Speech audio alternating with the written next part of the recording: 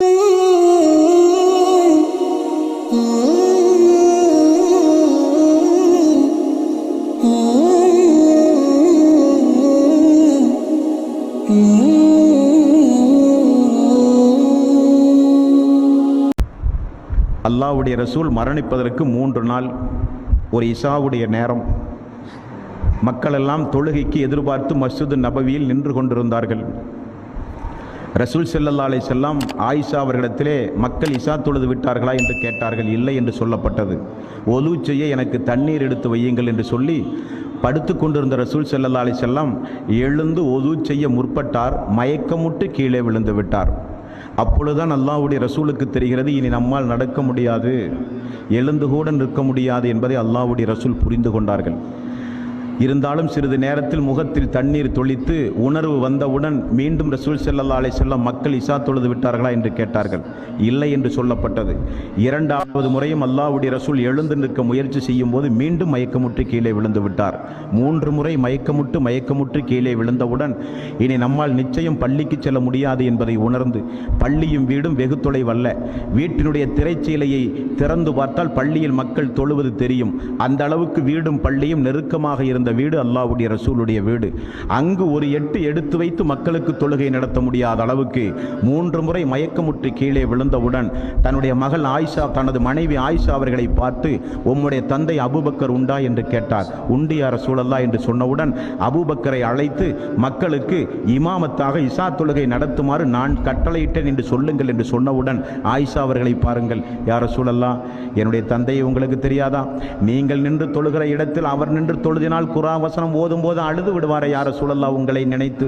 ஆகவே உமர் அவர்களை பார்த்து நீங்கள் தொழ வைக்க சொல்லக்கூடாதா யா ரசூலல்லாஹ் என்று சொன்னவுடன் ரசூலுல்லாஹி ஸல்லல்லாஹு அலைஹி வஸல்லம் கண்டிப்பாக அபூபக்கர் தான் தொழ வேண்டும் என்று மிக கட்டளையிட்டார்கள். அல்லாஹ்வுடைய ரசூல் அபூபக்கர் இமாமாக நின்று, அல்லாஹ்வுடைய ரசூல் இனி வரமாட்டார் என்பதை புரிந்து அபூபக்கர் இமாமாக நின்று மக்களுக்கு இஷா தொழுகை நடத்தி கொண்டிருப்பதை ரசூல் ஸல்லல்லாஹு அலைஹி வஸல்லம் கொஞ்சம் உணர்வு விட்டு திரைச்சீலையை அகற்றி பார்த்தார்கள். மக்கள் ஜமாத்தோடு தொழுகிற கண்கொள்ளா காட்சி.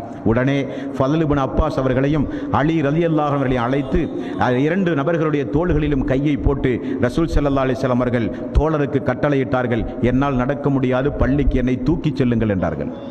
என்னால் நடக்க முடியாது, பள்ளிக்கு என்னை தூக்கிச் செல்லுங்கள் என்றார்கள். காரணம் என்ன?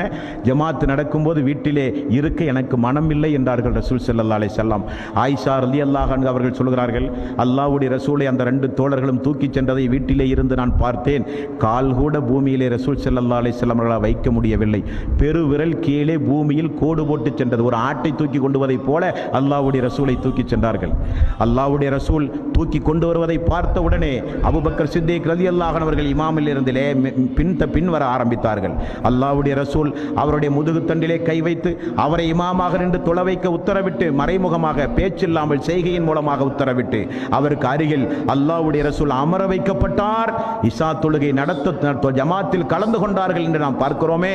மரண நேரத்தில் கூட, சக்கராத்துடைய நேரத்தில் கூட முகத்திலே ஈரத்துண்டை போட்டுக் கொண்டிருந்த ரசூல் ஸல்லல்லாஹு அலைஹி வஸல்லம் அந்த முகத்திலே இருக்கிற துண்டை அகற்றி, மக்களே தொழுகை, மக்களே தொழுகை, மக்களே தொழுகை, தொழுகையை பேணுங்கள், தொழுகையை கைவிட்டு விடாதீர்கள், தொழுகையை பேணுங்கள் என்று ரசூலுல்லாஹி ஸல்லல்லாஹு அலைஹி வஸல்லம் கடைசி நேரம் வரை இந்த உம்மத்திற்கு தொழுகையை பற்றி மிக கடுமையாக அல்லாஹ்வுடைய ரசூல் வலியுறுத்தி சொன்னார்களே.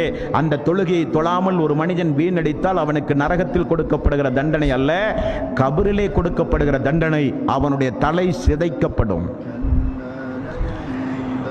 மக்கள் எல்லாம் ஹய்யால ஸலா ஹய்யால் ஃபலா, தொழுகையின் பக்கம் வாருங்கள், வெற்றியின் பக்கம் வாருங்கள் என்கிற பாங்கோசை சொல்லப்பட்டவுடன் மக்கள் பள்ளியை நோக்கி ஓடோடி விரைந்தார்கள். அதிகாலை பொழுது எல்லோரும் சந்தோஷமாக உறங்கும் பொழுது அஸ்ஸலாத்து ஹைரும் மினன் நௌம், தூக்கத்தை காட்டிலும் தொழுகை சிறந்தது என்று அழைப்பு கொடுத்தவுடன் மழை இருள் என்று கூட பாராமல் மக்கள் பள்ளியை நோக்கி ஓடி வந்தார்கள். நீயோ பகல் இரவு என்று பாராமல் உறங்கியே காலத்தை கழித்தாய் என்று சொல்லி அவனுக்கு கபரிலே தலைகள் சிதறடிக்கப்படுகிற தண்டனை கொடுக்கப்படுகிறது என்று ரசூலுல்லாஹி ஸல்லல்லாஹு அலைஹி வஸல்லம் அவர்கள் கூறினார்கள். அல்லாஹ் 22வது அத்தியாயத்தின் 41வது வசனத்தில் சொல்கிறான், அல்லதீன இம்மக்கன்னாஹும் ஃபில் அர்ல் அகாமுஸ் ஸலாத் வ ஆத்துஸ் ஸகாத், அவர்களுக்கு பூமியில் நாம் வாய்ப்பளித்தால் அவர்கள் தொழுகையை நிலைநிறுத்துவார்கள், ஜகாத்தை கொடுப்பார்கள்.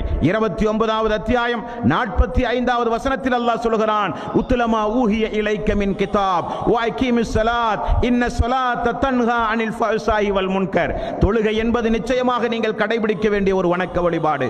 அது உங்களுக்கு மானக்கேடான காரியத்திலே இருந்து உங்களை காப்பாற்றும் என்று அல்லாஹ் சொல்லுகிறான். 19வது அத்தியாயம் 59வது வசனம், ஃபஹலஃப மின் பஅதிஹிம் ஹல்ஃபுன் அல்லாஹு ஸலாத் வத்தபஉ ஸஹவாத்தி ஃபஸௌஃப யல்கௌன ஐயா. அவர்களுக்கு பிறகு தொழுகையை வீணடித்த ஒரு கூட்டம் அவர்களுக்கு பிறகு உருவானது. மனோ இச்சையை அவர்கள் பின்பற்றினார்கள். பின்னர் அவர்கள் நஷ்டத்தை தான் அவர்கள் சந்திப்பார்கள் என்றும் அல்லாஹ் திருக்குர்ஆனிலே சொல்கிறான். 75வது அத்தியாயம் 31வது வசனம், சக்கராத்துடைய நேரத்தில் இவர்களுக்கும் ஒரு சில தண்டனைகள் உண்டு. உயிர் பறிக்கப்படும் போது அந்த வேதனை தாங்காமல் அல்லாஹ்விடத்தில் இவர்கள் சொல்லுகிற ஒரு வார்த்தை, ஃபலா சத்தக வலா சல்லா. அவன் நம்பவும் இல்லை, அவன் தொழவும் இல்லை என்று அல்லாஹ் சொல்கிறான். ஏன் அவனுக்கு சக்கராத்துடைய நேரத்தில் வேதனை? அவன் என்னை சரியாக நம்பவும் இல்லை, அவன் தொழவும் இல்லை என்றும் அல்லாஹ் ரப்பல் ஆலமீன் சொல்லுகிறான். மேலும் அல்லாஹ் 74வது அத்தியாயம் 41வது வசனம் 44 வரை உள்ள வசனம், நரகவாசிகள் சொர்க்கவாசிகள் நரகவாசிகளை பார்த்து கேட்கிறார்கள், அனில் முஜ்ரிமூன் மா சலக்கக்கும் ஃபீ ஸகர். இந்த நரக நெருப்பில் உங்களை நுழையச் செய்தது எது மக்களே என்று கேட்கப்படும். அவர்கள் சொல்லுகிறார்கள், மா சக்கர் காலு லம் நக்கு மினல் முஸல்லீன். தொழுகிற மக்களோடு சேர்ந்து நாங்கள் தொழவில்லையே என்று.